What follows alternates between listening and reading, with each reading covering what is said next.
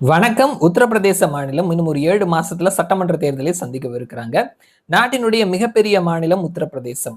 எப்பயுமே தேசிய கட்சிகளுக்கு உத்தரப்பிரதேசம் அப்படின்றது ஒரு முக்கியமான ஒரு மாநிலமா இருக்கும். ஏன் அப்படின்னா, பெரிய அளவுல லோக்சபா தொகுதிகளை உள்ளடக்கிய மாநிலம். இந்த மாநிலத்துல யார் ஜெயிக்கிறாங்களோ அவங்க தான் தேசிய அளவுல ஆட்சியை பிடிப்பார்கள் அப்படின்ற மாதிரியான ஒரு நம்பிக்கை இருக்குது.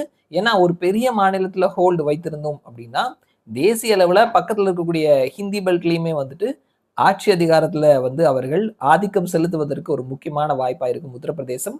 கடந்த 5 ஆண்டுகளா அங்க பாரதிய ஜனதா கட்சி ஆட்சியில இருக்கிறாங்க.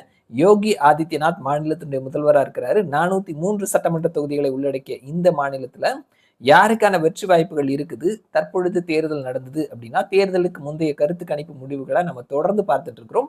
இந்த வீடியோல நாம போல் மித்ராவினுடைய தேர்தலுக்கு முந்தைய கருத்து கணிப்பு முடிவுகள தெரிஞ்சுக்கலாம்.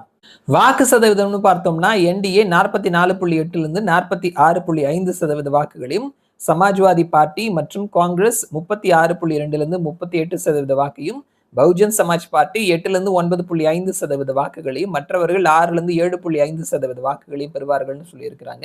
இது சீட்டா கன்வெர்ட் ஆகும் பொழுது மொத்தமா இருக்கக்கூடிய 403 இடங்கள்ல 202 இடங்களுக்கு மேல பிடிப்பவர்கள் வெற்றி பெறுவார்கள். என்டிஏ 295லிருந்து 315 இடங்களையும், சமாஜ்வாதி பார்ட்டி மற்றும் காங்கிரஸ் 82லிருந்து 98 இடங்களையும், பகுஜன் சமாஜ் பார்ட்டி 2லிருந்து 5 இடங்களையும், மற்றவர்கள் 1லிருந்து 4 இடங்களையும் கைப்பற்றுவார்கள்னு சொல்லியிருக்கிறாங்க. ஒரு கிளீனான மெஜாரிட்டியில என்டிஏவினுடைய ஆட்சியே தொடரும் அப்படின்னு சொல்லிட்டு போல் மித்ரா சொல்லியிருக்கிறாங்க. 315 வரைக்கும் அவர்கள் பிடிப்பார்கள் அப்படின்ற மாதிரி சொல்லியிருக்கிறாங்க. இன்றைக்கு டேட்ல உத்தரப்பிரதேசத்துல தேர்தல் நடந்தது அப்படின்னா, என்டிஏவினுடைய ஆட்சியே மீண்டும் தொடர்வதற்கான வாய்ப்புகள் இருக்குது அப்படின்னு சொல்லிட்டு போல் மித்ரா சொல்லியிருக்கிறாங்க. என்டிஏ 295லிருந்து 315, சமாஜ்வாதி பார்ட்டி மற்றும் காங்கிரஸ் 82லிருந்து 98, பகுஜன் சமாஜ் பார்ட்டி 2லிருந்து 5, மற்றவர்கள் 1லிருந்து 4. என்டிஏவினுடைய அரசாங்கமே மீண்டும் தொடரும் அப்படின்னு சொல்லியிருக்கிறாங்க.